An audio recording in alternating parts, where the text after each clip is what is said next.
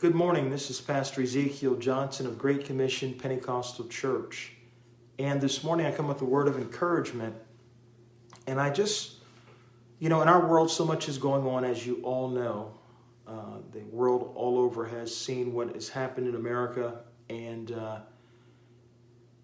it's heartbreaking to see the things that have transpired in the last perhaps week and a half, 2 weeks. There's been a lot that has happened. And there's a lot, and whenever something happens, there's always a cause and effect that people try to make the connection. We're natural human beings, and we use logic to try to figure out and understand what's happening in our world. And many times, there's a lot of finger pointing. When you look at something that takes place, there is always an explanation that we're trying to give as to why it's happening. And I think that there is a problem. I thought about this, and I'm sure many people, all of us, are thinking about these issues, thinking about what's happening in our country, why things are boiling over, why things are at the place that they are at this present moment.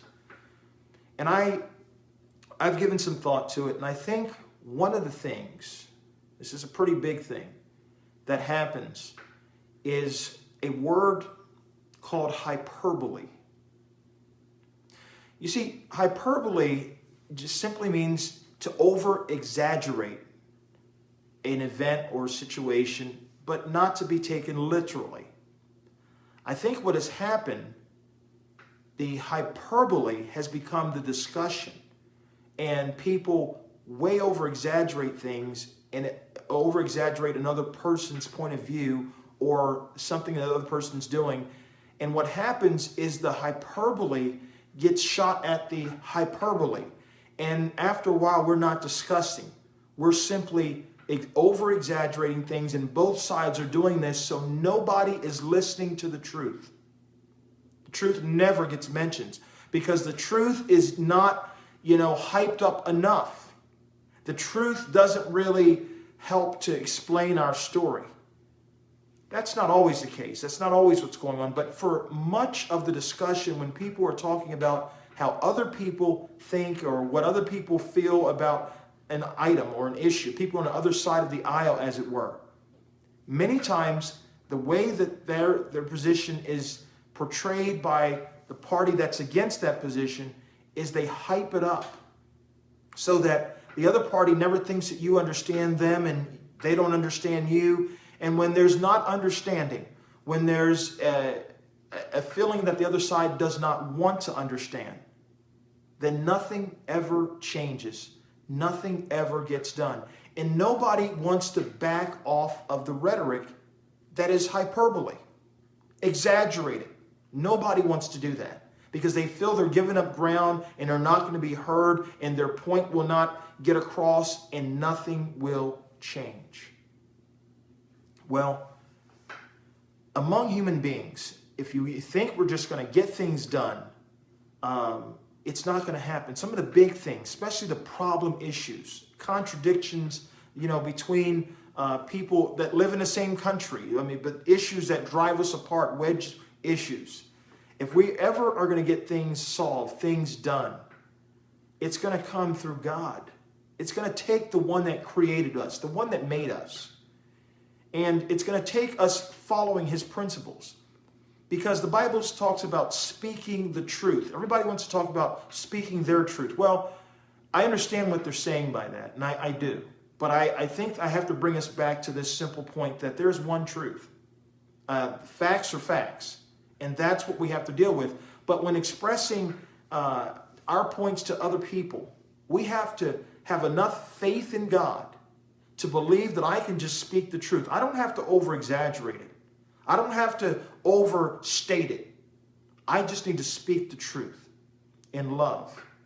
And God will fight my battles. There's something that's been forgotten in all of this rioting that's taken place, all of this trying to make a point, and whatever the point is from that. There's the peaceful protests which we have to separate, because that voice has got to get out, and what's being talked about or what's being stated by that, we all can agree with. I don't know hardly anybody in the public spectrum that is not agreeing about what has happened and what has been happening has to stop with regards to the situation that took place in Minnesota. It needs to change.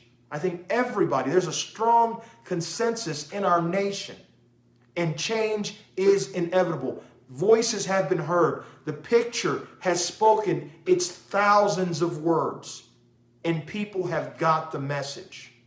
But the rioting, on the other hand, is a different story altogether.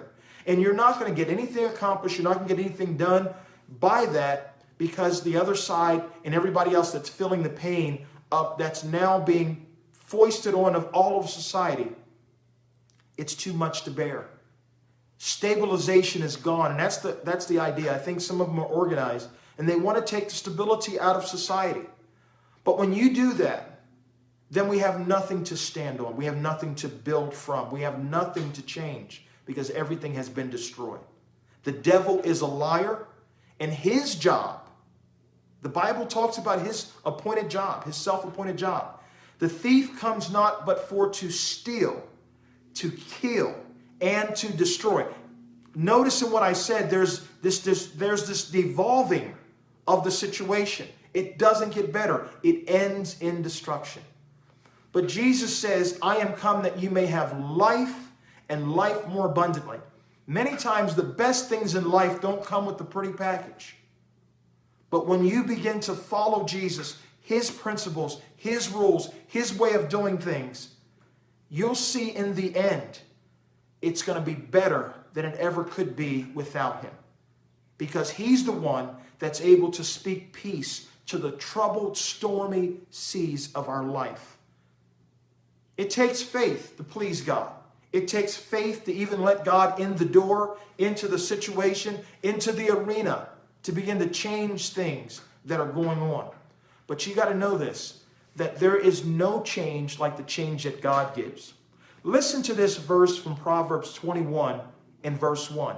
This talks about, if you ever feel that you're in a disadvantaged situation, that somebody has control in your life and you wish that they would change, you know what? We can't change people. We all know that. But God can. Listen to how he states this.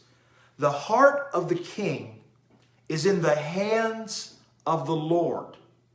And as the rivers of water, whithersoever he wants, he turns it. Praise God. God can turn the heart of man in any direction that he wants. He lets us know that that's something that's impossible for you and I to do. But God has the power. He has the ability to change this very difficult thing called the heart. He can change it. He can turn it. He can sway it. He can move it. This is what he said about the heart.